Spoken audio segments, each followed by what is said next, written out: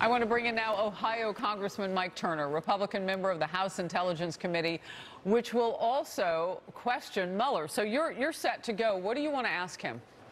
Well, Harris, I think you're absolutely right that the Democrats' whole goal is to try to justify their own behavior, which is continue to investigate the president.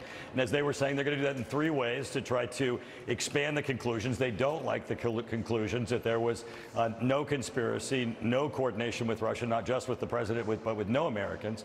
And they want to find that the investigation was insufficient, that they had not looked at all of the evidence, so they can continue their investigations, continue to look for other evidence. And the third thing they want to do is elaborate on the evidence so that they can come to their own or different conclusions. Now, obviously, what we're going to be doing is looking to the report and its conclusions itself, and also looking to the Intelligence Committee's earlier report that had found no collusion, that was consistent with the Mueller report.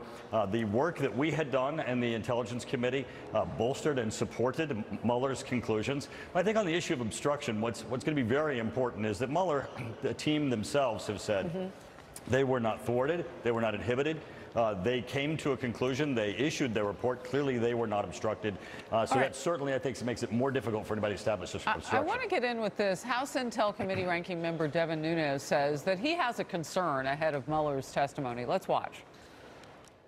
I fear what's going on right now is that Mueller's working with a lot of his staff who are back-channeling to the Democrats. And so it is very possible that Mueller is going to have a few little sound bites that are going to give the Democrats exactly what they want. Do you agree with that? Well, I think we've seen when Mueller has had the opportunity, both in the report and then in his prior statement, to backtrack himself on his statements or to somehow impugn the president beyond the conclusions of the report. He certainly has made statements that are very questionable. We certainly hope that he doesn't do that. He has said he's going to stick to the report. This really should be a testimony about the report. For him to go beyond that would be completely inappropriate. Can I quickly ask you, when you hear some Democrats saying that they want to see this brought to life, the Mueller report, what does that mean to you? You know, they don't like the conclusions. And so I think for them, they want to hold this up and say, well, it's an insufficient report. The conclusions that they found are not supported by the evidence. There's additional evidence. I mean, is it a dramatic reading? What does that mean? That's funny. No, I think actually it's just really for them to try to justify what they're doing. Remember, it's not as if this is this investigation that's ongoing in the Judiciary and Intelligence Committees here will stop after Mueller comes and speaks. They want to use his testimony to continue their investigations, and with that goal, they cannot just let it go. Good point.